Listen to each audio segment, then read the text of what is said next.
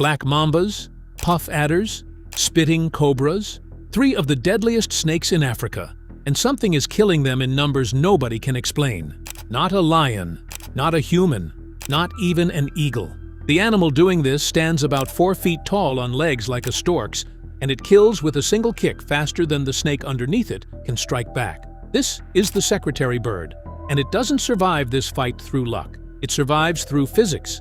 Eagles could hunt these same snakes. They don't bother. From the air, tall grass hides everything, and a snake's body is too narrow and too fast at slipping into a burrow to make the dive worth it. So sometime more than 20 million years ago, one branch of raptors quit flying entirely. Their legs got longer, their bones got denser and heavier. Today's bird walks up to 30 kilometers a day across open grassland, hunting on foot instead of from 1,000 feet up.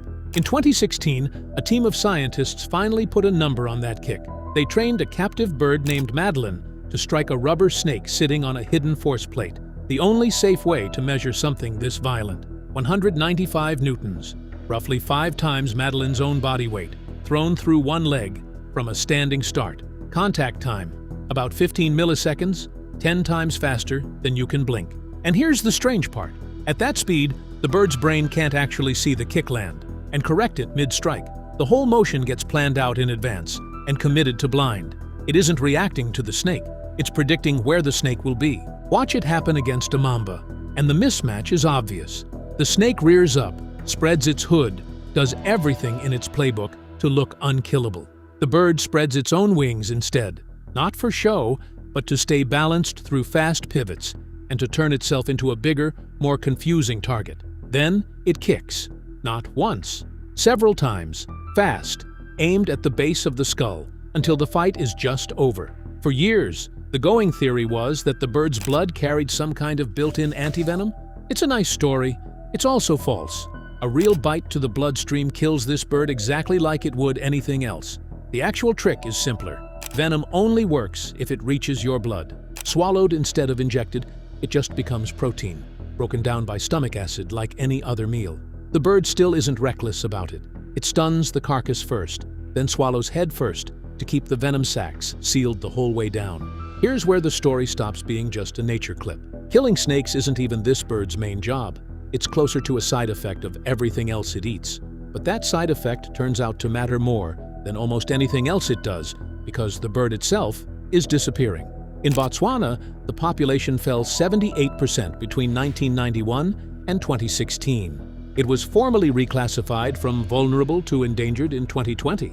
Nothing about the cause is dramatic. Grassland turning into farmland, brush growing in where fire used to keep it open, and power lines killing young birds flying home at dusk in bad light. Look at what happens in places that never had a predator like this one. India records close to 58,000 snakebite deaths a year. The US and Australia combined average just 10 to 12, despite Australia having more venomous species than America does. That gap isn't luck. It's the difference between having something like this bird on the ground and not. You've probably seen it already without knowing it. It sits at the center of South Africa's national coat of arms, stamped onto passports and currency since 2000, officially described as the country's answer to a lion. The animal carrying that symbolism is vanishing, and most people who've carried its image in their pocket have never once noticed. There is real work being done. South African researchers have been GPS tracking young birds since 2011, mapping exactly where they die and which stretches of power line need to be marked or moved. But the actual fix is slower and less exciting than any tracking program. Keep the grassland open, let controlled fires do their old job, bury the worst power lines. None of it is complicated. It's just expensive and slow, and nobody gets a headline for clearing brush. India spends enormous money fighting a problem this bird solves for free. The real question isn't whether that's a fair trade.